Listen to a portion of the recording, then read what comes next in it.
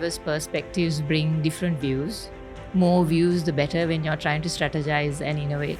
I think it has been quite key to the firm's success, the fact that we have not only women, but that we have diverse teams. When you actually manage diverse teams, sometimes unconscious biases set in, and sometimes, despite the fact that you know that diverse teams can help you to drive the functional outcomes, sometimes your affiliations, your certain biases, your thinking can kind of take you away from that. We're very proud of what we have done, but I think we're still scratching the surface. It's always a sort of a re-awareness has to be completely, redone all the time, because there is different people coming in with different backgrounds and different experiences at different leadership levels, and getting everybody aligned with what our thinking and DNA is always a journey.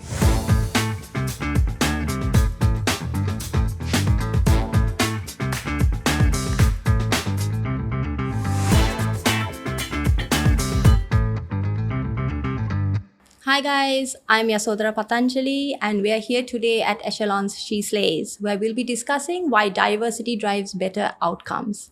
With me today, I have Ayomi Aluwihare, Precedent Partner of J G de Saram, Dinusha Jayamanne, Senior General Manager of HR at Brandix, and Isuru Gunasekera, Chief People Officer at John Keells Holdings. So diving into diversity, and there's a lot of research out there that shows that diversity in a workplace or in an organization really drives better outcomes. Mostly financially, I suppose, but I think it gives a better product sometimes, or it can give all kinds of different outcomes.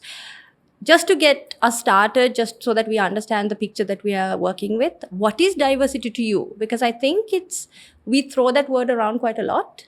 But sometimes it's good to really understand how each person or each organization sees it. So, Ayomi, if I can come to you first. Sure. So I would say, in the simplest terms, a good mix. And it's not only women and men, that's the typical diversity. I would say ethnic diversity, I would say different social backgrounds. So you might speak English a little differently. I think all of that is very positive. It's a good mix. That's amazing to hear. Dinusha, can I come to you? How does diversity play out for you? Yeah, so for us at Brandix, diversity is no longer nice to have. It is very much a strategic imperative. It is a key enabler of our strategy. And how we look at it is across 3 dimensions. So we look at gender equity as a key part of it. Secondly, on an inclusive workplace, how do we really create that within? And thirdly, also on generational diversity. We believe that if you really bring the best out of all generations into the mix, you can really have a fantastic outcome. That's amazing. I haven't actually heard that generational part before. That's amazing to hear. Isuru, how about for you? Yeah, very similarly, I think it would be an equitable representation of the communities that we operate in. But more importantly, I think for organizations to create that sense of belonging within the organization, which really then sort of cultivates that diversity and inclusion. But it is really representation of our customers, and the candidate pool that we work with would be what diversity would be for us. As organizations that are committed to building these diverse teams or diverse product portfolios, it might be diverse customer bases. Do you see this link really translate in different ways within your own organizations? Isuru, if I can come to you first. Sure. It's important to, first of all, realize that, at least for us, is that diversity would be an outcome of a sort of a journey, sort of an environment that we create, which makes it easier for the diverse teams to be a part of. And we don't necessarily look at diversity as something that we want to keep as a target. McKinsey research that has shown that 25% of companies are more likely to outperform others if you're diverse, 3 times more likely to stay within an organization and recommend it to others. So whilst these numbers could be debated, the results look like they're positive. So within the organization itself, looking at results per se, I don't think there's been empirical research done in this country. But if you look at some of the more tangible results, like, for example, when we implemented our policies on retaining women across the organization, we've seen that maternity return rates have gone from 50% to 100% in the matter of 4 to 5 years, which shows result. Now, does that outcome result in financial results. I don't think there's enough research to show that, but the signals are positive, and I think that's the important thing to keep in mind and keep moving towards that direction. That's incredible. That's such a short turnaround for such a drastic improvement.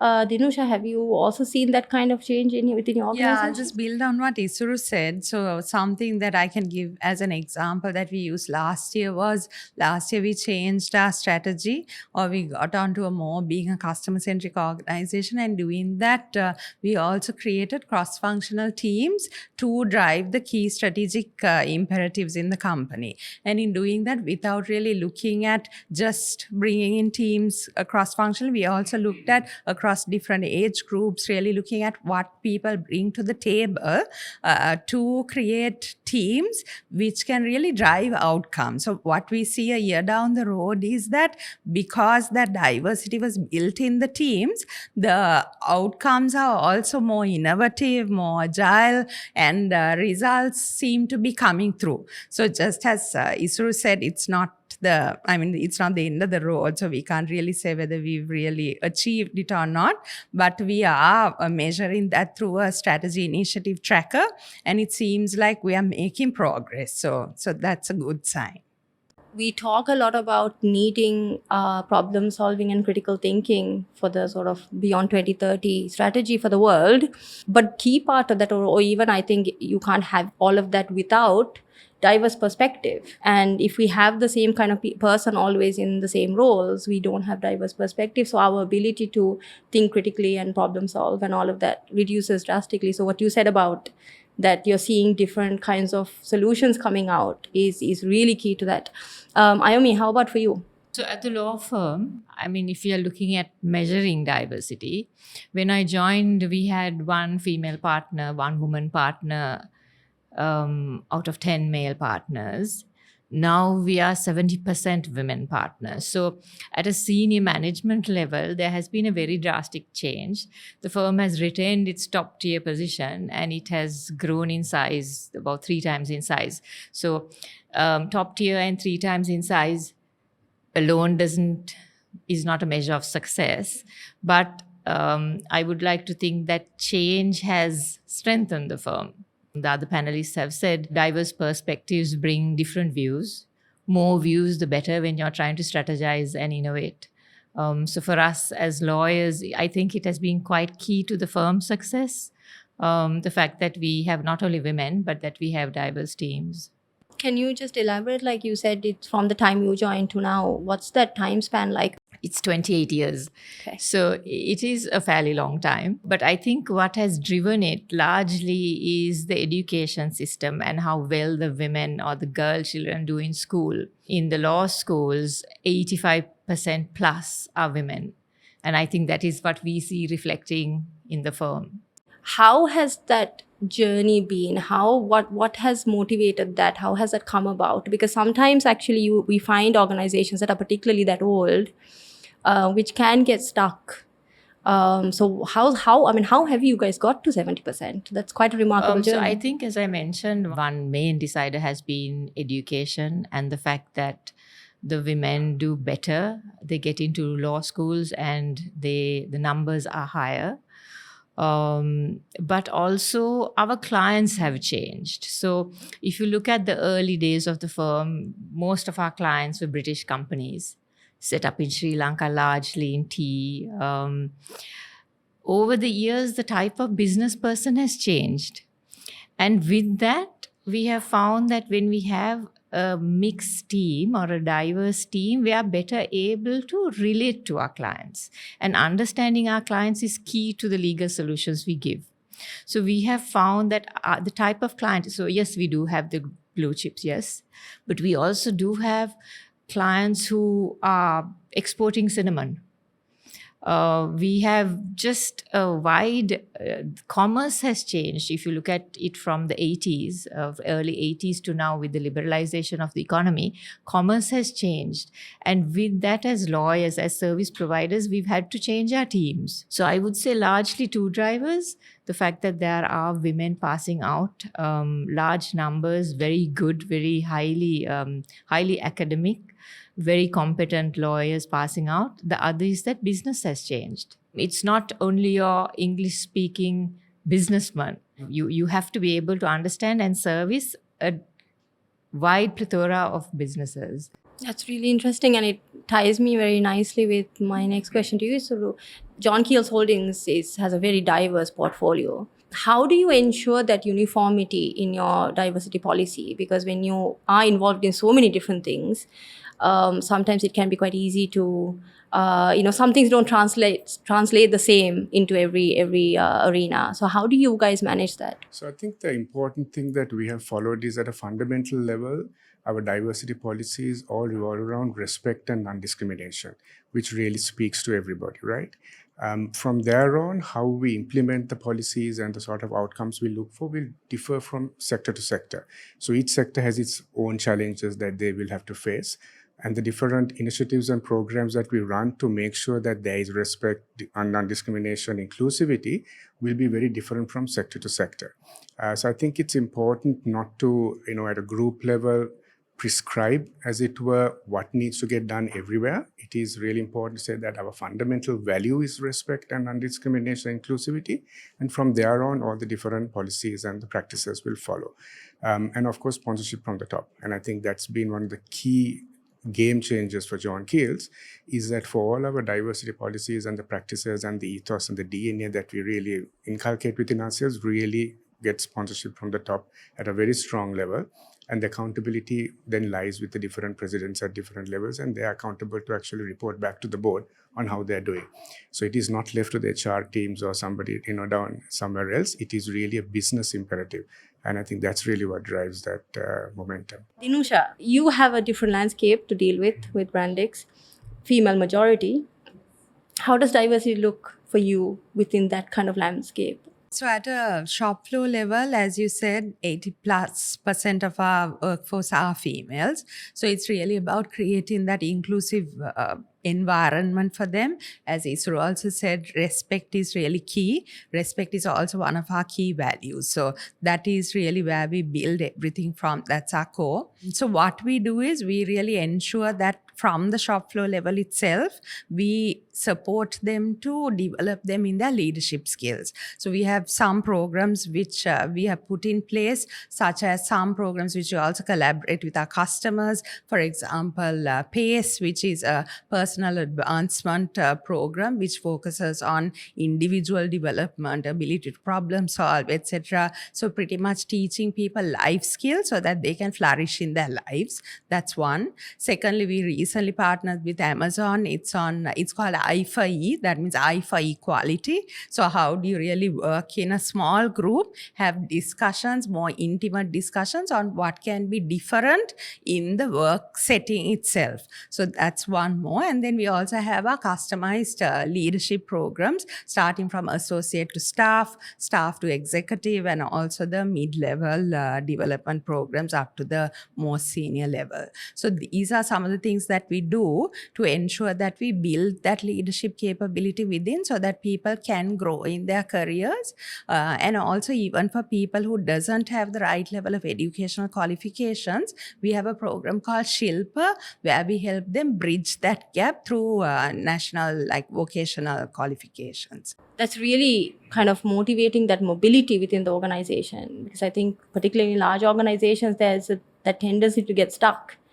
But you're looking at the whole picture of mobility. It is. And if we really look at our machine operator, we treat them as a Formula One driver, and everyone around us are the pit stop crew who helps them to win the race. So it's very, very important that they thrive and they develop also. Isuru, talking of female majority organizations, you guys have done something really profound and maybe groundbreaking. I think most probably groundbreaking too. 100 days parental leave for all employees. How does that work? Yes, when we launched our 1JKH, brand and sort of platform in 2020, we also understood that for us to make a game changer, we need to do something that was groundbreaking and that really spoke rather than words, and really put something in place. And one thing that truly made a difference in being inclusive of women and taking away the bias on hiring and things like that was really leveling the playing field. So when we launched it, and again, I must really add that the sponsorship from the top was really strong, because without that sort of thrust, you can't make a change like that. And we used to have 3 days and 5 days, and from 5 days we went to 100 days. So it was a big leap. There were 3 things that really drove it. One was that we wanted to take away the stigma attached to hiring women, and that bias. So it created a level playing field. Number 2 was to highlight the importance of the father's role in early childcare. And the third one was we wanted to make an impact outside the John Keells group. And so that when the father who is at John Keells gets 100 days, that the mother who is outside the group can go back to work elsewhere. So that we create a sort of a domino effect, and really enhance the employability and retention of women outside the John Keells group. And hopefully then we will also be a catalyst for other organizations to follow, which would then mean there would be a sort of a ripple effect all around. So that really was what drove it. It's not without its challenges, of course, but we are plowing through it. Moving on, when we look at diversity, what we really mean is that we are not all the same. Do you see challenges in getting people onto the same page when they have diverse thinking or diverse backgrounds? Is that challenge, or is it always a good thing? If I can come to you. I think you'll have a challenge with 2 almost equal people in the same room, and dealing with professionals I find challenging anyway, because we encourage them to be independent, we encourage them to grow their own practices within the umbrella of the firm. So it is challenging dealing with professionals alone. I saw the question, and I haven't really thought that diversity in itself brings a challenge. I mean, there are certain, from a sort of administrative point of view, there are certain things you have to do. If you have a Muslim colleague, you want to make a facility available, a prayer room available. There are administrative challenges like that, but not anything too difficult. So I wouldn't say that diversity alone brings in challenges. You might have men and women, and this we've talked about. You might find it easier to have all men colleagues because of the maternity issue, perhaps. But other than that, I don't think it is diversity alone brings a challenge. Certainly it hasn't been so for the firm. And that's really interesting, because we see a lot of these conversations it's a challenging landscape, and we should get there because it's the right thing. But actually what you're saying is that you're not seeing that challenge. As you said, practically, maybe wheelchair access or disability access or stuff like that, which would be very practical arrangements. But amazing to hear. Dinusha, how do you feel? Yeah, I think I agree with Ayomi. I just think that sometimes what I've seen is, while we all know that diversity would bring all the right outcomes, it brings about change, it brings about innovation, etc. When you actually manage diverse teams, sometimes unconscious biases set in, and sometimes despite the fact that you know that diverse teams can help you to drive the functional outcomes, sometimes your affiliations, your certain biases, your thinking can kind of take you away from that.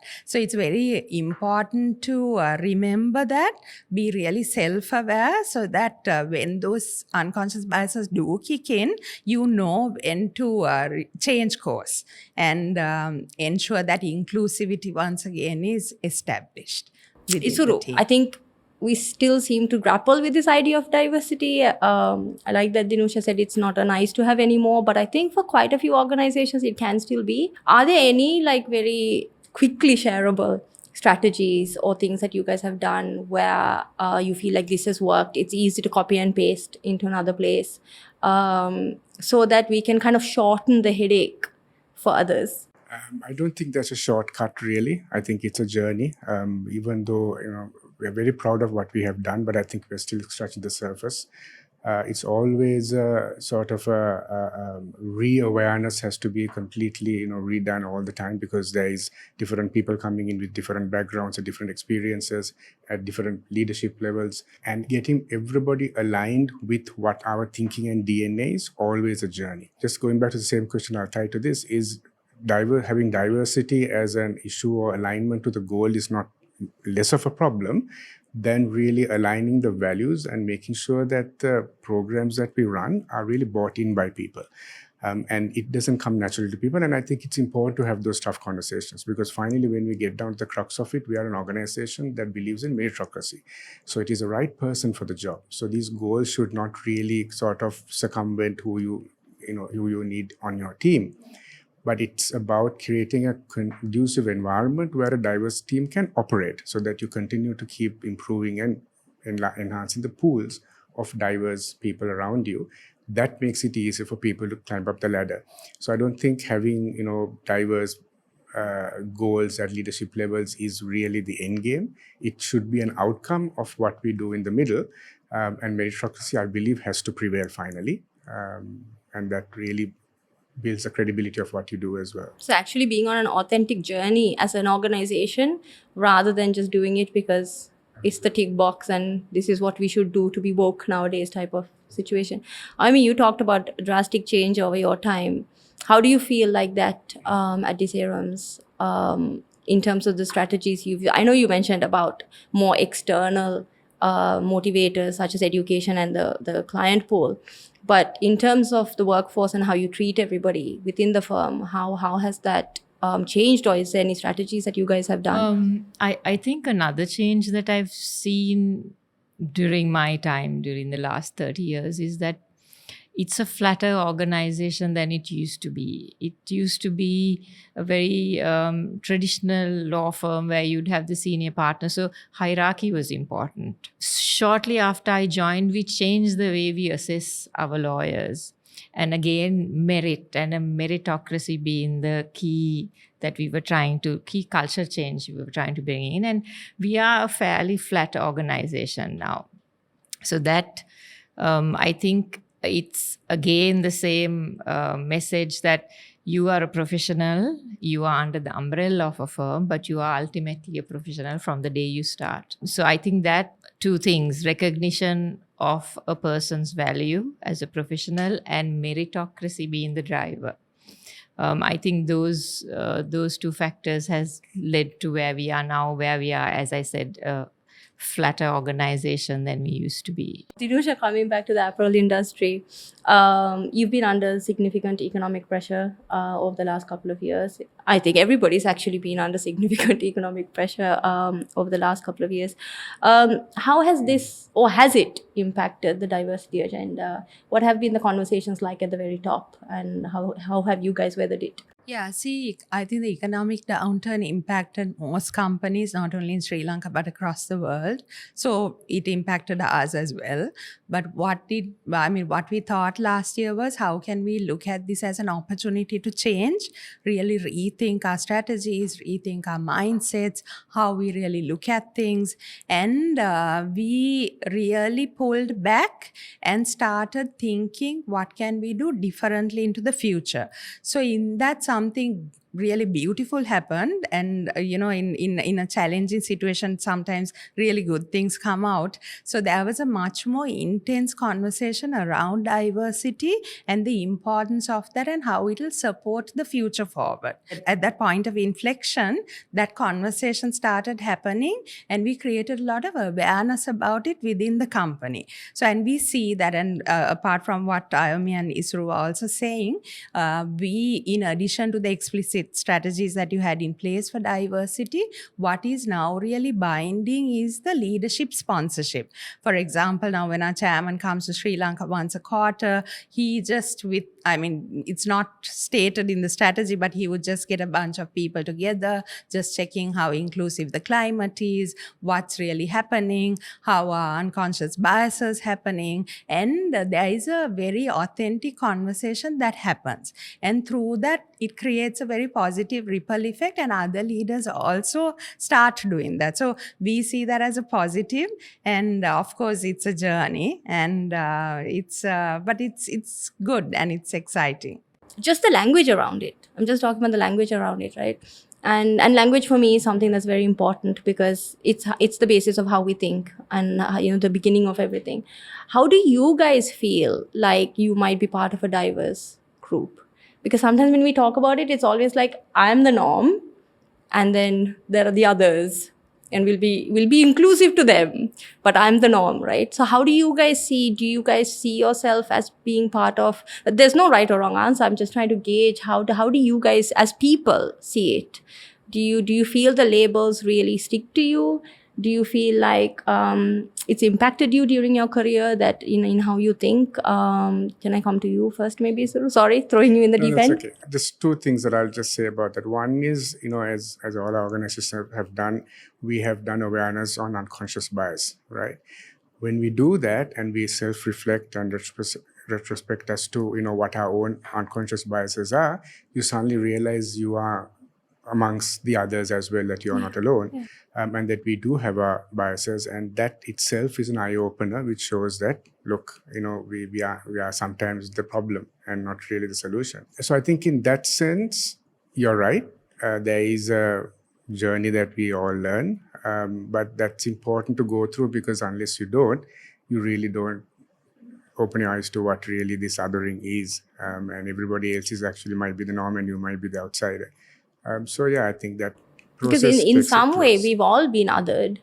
I'm going to assume we in some way we'll all have a certain level of privilege where we haven't, and then we'll have areas where we have felt it. So I think it's understanding that. Ayomi, how do you feel about that? I mean, when I started out my career as a lawyer at the firm, I was dealing with clients who were largely men. So I was certainly in the minority.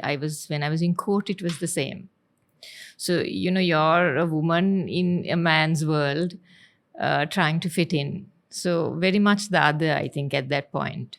And did you feel it? Yeah, very much. It's a struggle to fit in. You're trying to do everything better and brighter just to fit in. Over time, as I mentioned, things have changed at the firm, but still, I think lawyering is still pretty much male-dominated, and businesses, unfortunately, are still, particularly at the highest level, are male-dominated. So you are inevitably dealing with a man, which I think is all right now. The change we have seen is that we might have a managing director who is a male, but the head of finance, head of HR, all of the other executives we deal with might be women. So to get back to your question, yes, I have been the other. It's different now.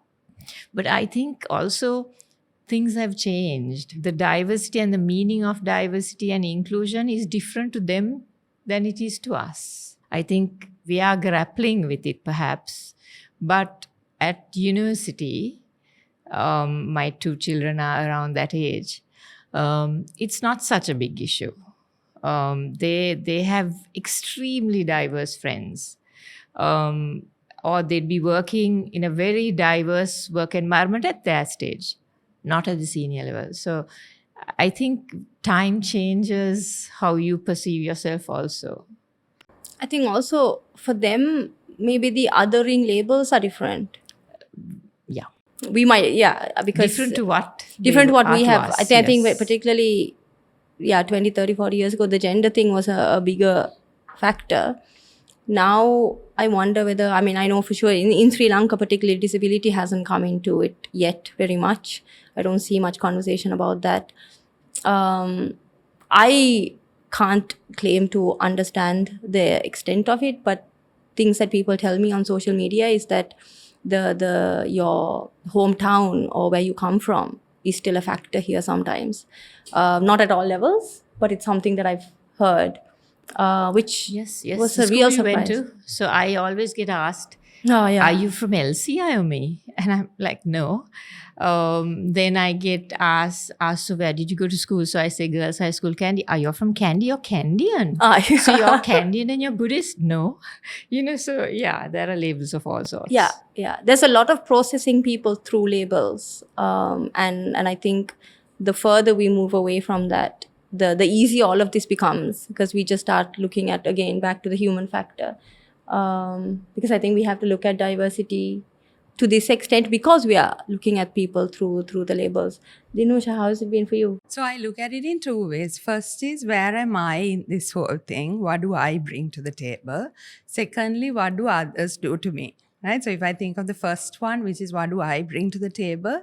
So I like tools, right? So we use a lot of tools in the workplace, like this directional alignment commitment. So we call it DAC tool. So we do that. We do self-reflection around it. We do Hogan's, we do Firobi's. Also all of that put together, what I try to do is I try to connect the dots and see where am I? What am I doing? What should I be doing? So I think that if you really change yourself, you can do a lot in being included also. So that's one. Secondly, how are others really including me? And it really matters when you have supportive bosses, you have supportive colleagues, you have a best friend at work, right? And I have one. So it really helps in feeling included and also having fun at work. And then you feel like it's just an extension of home. So that's how I look at it. If I can just add something to that, an eye-opener. Since inception, when we launched this policy, we've had about 300 instances of parent leave taken, of which 200 were fathers, right? So it's highly successful in that statistical context, right? But when you go into the detail, you find that the men now see the sort of fears that women had going into maternity leave about job security, about not being able to come back, about losing out, about being out of touch. And we see the men going off for 1 to 2 months, or so, for example, 50 days, and now really wondering what's happening to their job, which made the men realize this is what women go through as a part and parcel of employment. And when you have a leisure sector, for example, whose women representation is only 15% industry-wide, we had only 15% of our staff going on maternity leave. Now it's suddenly increased by tenfold, 7 or 8-fold. So you can see the sort of impact. And, you have chefs, you have restaurant managers who are almost always men in the past, and which we want to try and change. But those singular jobs, when you have somebody leaving for 100 days, it becomes a problem for the business. So your succession planning, your contingency planning, everything has to become that much better to make sure that this really works in practice. So I think, like I said, it's great that it's happening, but like I said, it's a journey, and we need to sort of really address these issues which are helping, sort of holding it back rather from being truly implemented sometimes. To kind of wrap up, we started with diversity, but our theme was that diversity driving outcomes. How do you measure the success of that? Well, for us, what is obvious is the senior management, which I've touched on before. We have a diverse senior management, which reflects that we've had women and men who have stayed the course.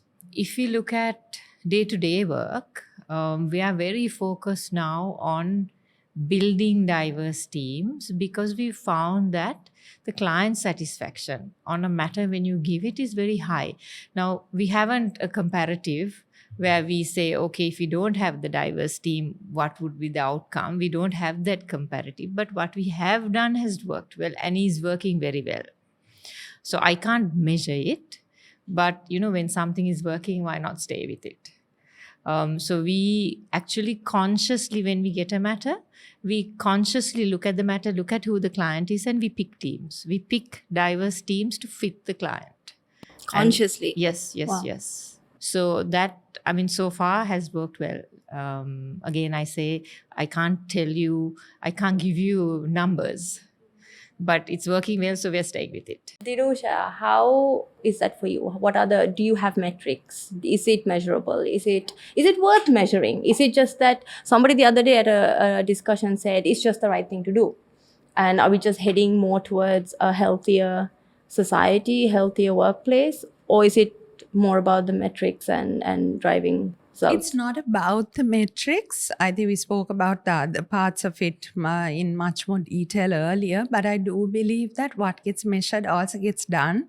So hence you have to have some metrics. So we have a diversity dashboard in which we look at how many women are holding leadership positions, how does the total demographics look like, what are the generational diversities, how are people getting promoted, all of those details, plus the engagement. So how is that inclusive workplace workplace really setting in, and also through very frequent surveys, which includes the climate, which also includes how you're being treated, etc.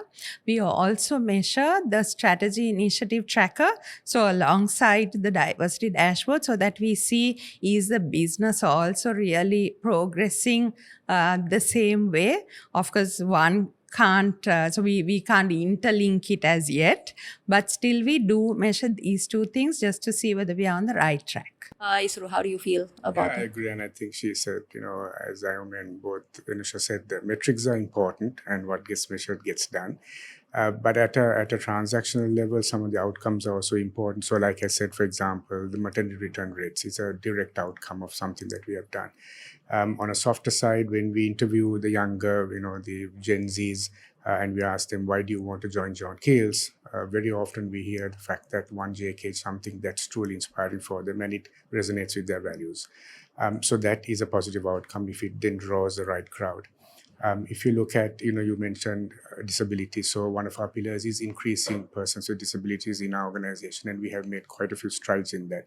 And of course, there's a tracker, but it is again not to sort of hit numbers. It is really, what we do is we call it reasonable accommodation. So we have assessed about 9,000 of our roles and determined what disabilities will actually be suitable for what, and what reasonable accommodations we can need to make it suitable and accommodate them. So that has transpired into a positive outcome. From increasing and career opportunities for persons with disabilities and LGBTIQ, we've helped somebody transition transgender through the organization and through their career. So that was a positive outcome. And when we asked that person, one of the reasons that they joined was because we had this sort of policy, and she felt that she would be welcome. So these are little, it makes differences in few people's lives, but they're really impactful. Any final thoughts? I think we talk a lot about, and I think this year for women, it's been diversity and inclusion has been like the international theme. So I think there's a lot of conversation, but ultimately it's what you do that matters. I know in the larger organizations, there can be policies in place. You can have your tools, you can have your measures. It's all well and good, but ultimately it boils down to what happens on a day-to-day basis. And I think the fact that there is conversation is very good. The fact that we are having this, it creates an awareness, but it has to sort of trickle down into everything we do. Dinusha, any final thoughts from you? I think organizations have to collaborate in Sri Lanka on their initiatives, on the diversity conversation, what can we really do together, because it's not just an organizational agenda, it's a country agenda also. And I see that happening now, but if we continue it, it'll be really sustainable for Sri Lanka and it's going to be good. Is there any final thoughts from you? Different organizations at different stages, and everybody just sort of chips away at what we can do. And learns from each other. And there's so much that we have learned from the other organizations that we've kind of emulated. But I think it's also important, there is sometimes fatigue that comes in these conversations, and there is pushback. And at some point in time, you need to know when to take your foot off the pedal and not push the agenda to the extent that it becomes something that kind of doesn't resonate and becomes a token kind of work that we do. So we need to be very mindful of that sentiment in the organization and pushing directions that really kind of knock your heads on walls sometimes, because it doesn't get the job done and it can be quite counterproductive. Thank you so much for your time. This has been really delightful. I hope it's been delightful. Thank you. We Thank had our you. nerves. And we look forward to the collaboration between the three of you. Yes.